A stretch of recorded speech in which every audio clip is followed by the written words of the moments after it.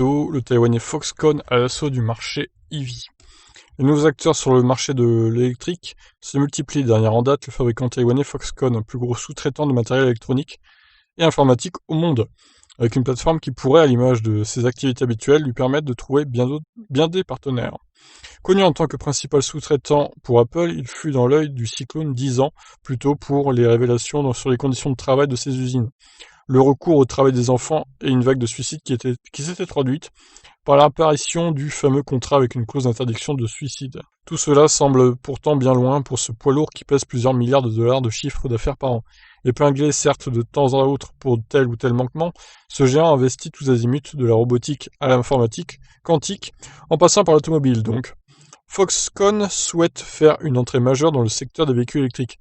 Son PDG, Liu Yongwei, ambitionne d'occuper 10% de part de marché dans le véhicule électrique d'ici 2027. Oui, ils ont l'air très motivés, effectivement.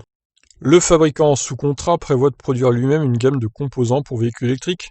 Au cœur de l'offensive de l'électromobilité de Foxconn se trouve une plateforme appelée MIH, de type skateboard, comme on dit dans le jargon, dévoilée lors du Technology Day à Taipei. La plateforme est conçue pour contenir tous les principaux composants matériels et logiciels avec une approche modulaire, bien dans l'air du temps. Foxconn veut positionner MIH comme le système Android de l'industrie des véhicules électriques et créer un écosystème open source pour l'industrie de la fabrication de voitures électriques en collaboration avec des partenaires industriels. En effet, à l'instar du système d'exploitation mobile Android qui donne le show aux marques électroniques de l'implanter en version stock, Android One, notamment avec Nokia, ou d'y ajouter leur surcouche, la plateforme MIH permettrait à des constructeurs automobiles de l'adapter à leur convenance pour la taille, l'empattement, le type de suspension ou encore la capacité de la batterie. La philosophie est donc proche de ce que Geely a récemment présenté à travers son concept Lynk & Co 0. L'objectif de la plateforme MIH est de réduire les barrières à l'entrée des nouvelles entreprises du secteur des voitures électriques. Parmi les composants clés que Foxconn entend produire à l'avenir, il y a une batterie à semi-conducteurs qui sera lancée sur le marché d'ici 2024. Les Taïwanais veulent également ouvrir de nouveaux horizons dans le hardware.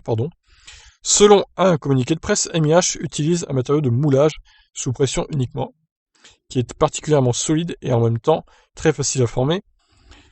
Liu Yongwei, le successeur du fondateur Thierry Gu, exhorte son entreprise à ce que la plateforme ouverte soit achevée dès que possible. Nous devons agir vite pour gagner des parts de marché. Les discussions sont en cours. Et n'oublions pas qu'en janvier dernier, Foxconn et Fiat Chrysler avaient annoncé la création d'une co-entreprise pour produire des voitures électriques en Chine.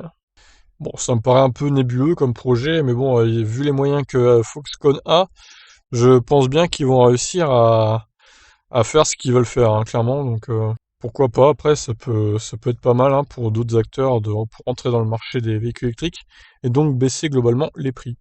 À voir s'ils arriveront à faire ce qu'ils veulent. Je vous laisse réagir. Qu'est-ce que vous en pensez de cette arrivée de Foxconn dans les véhicules électriques ?